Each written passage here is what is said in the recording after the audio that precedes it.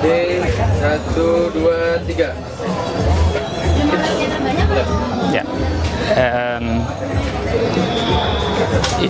Saudara-saudara setanah air, merdeka.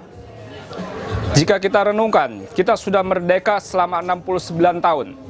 Sudahkah kita merasakan kemerdekaan itu? Masih berpuluh-puluh juta penduduk hidup dalam kemiskinan. Berjuta-juta masih buta huruf. Berjuta-juta penduduk masih belum mendapat penerangan listrik. Sementara pasar bebas ASEAN yang diprakarsai negara-negara maju akan diberlakukan mulai tahun depan. Kita tertinggal dalam banyak bidang dibandingkan dengan negara-negara tetangga dan negara-negara maju di dunia.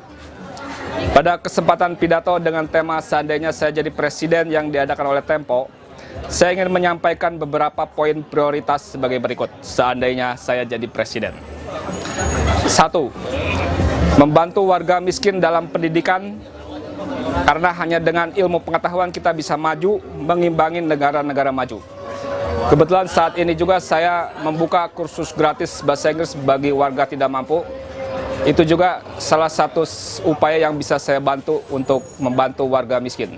Dan sudah ada warga yang mendapat pekerjaan setelah mengikuti kursus bahasa Inggris di tempat kami.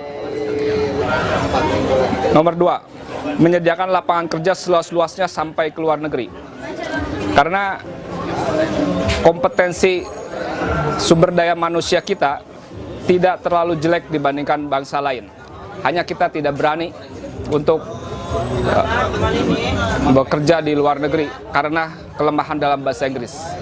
Jadi dalam kursus bahasa Inggris kami merekrut orang-orang yang sudah lancar berbahasa Inggris untuk bekerja di luar negeri. Misalnya jadi di kapal pesiar atau menjadi satpam di luar negeri. 3. Memasyarakatkan 20 jebakan kehidupan pada masyarakat. Karena saya melihat di masyarakat ini saat ini banyak masyarakat yang terjebak dalam 1. Alkohol, 2. Dendam atau marah tak terkendali, 3. Jaringan sesat seperti jaringan Al-Qaeda dan sebagainya, 4. Judi, 5. Makanan enak tidak sehat, 6. Merusak lingkungan hidup, 7. Narkoba, 8. Overambisius atau tamak, 9. Penipuan, 10. Penyakit kronis, 11. Penyalahgunaan jabatan, 13. Penyalahgunaan kekayaan, 14. Putus asa, 15. Rokok, 16. Seks berisiko, 17. Sikap hidup orang miskin, 18. Sindikat kriminal, 19. Tekanan orang tua, 20. Tekanan pasangan hidup. Jadi dengan pendidikan tentang 20 jebakan kehidupan itu diharapkan para koruptor akan sadar, karena di situ ada bab tentang penyalahgunaan jabatan. Dan berbagai penyakit masyarakat juga sudah termasuk di sini untuk dicegah, seperti seks berisiko, narkoba dan sebagainya. Keempat, menyelesaikan kasus-kasus hukum sesegera mungkin. Kita tahu lembaga yudikatif kita mempunyai utang banyak sekali dalam menyelesaikan kasus-kasus hukum yang bertahun-tahun belum diselesaikan, bahkan berpuluh-puluh tahun yang belum diselesaikan. Itu harus segera diselesaikan sehingga masyarakat tahu siapa yang benar dan yang salah. Yang kelima, menata sistem demokrasi yang lebih akomodatif terhadap aspirasi masyarakat.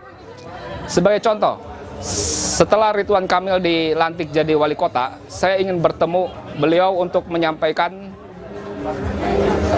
solusi tentang penanganan sampah. Sampai hari ini saya belum bisa bertemu.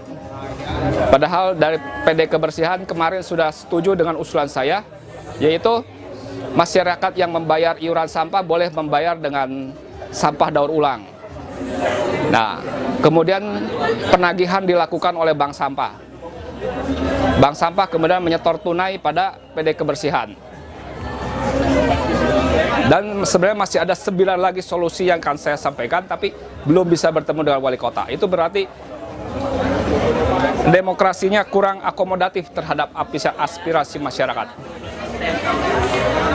Semoga pidato saya memberi inspirasi pada para calon presiden Indonesia dalam pemilu 2014. Sekian, terima kasih.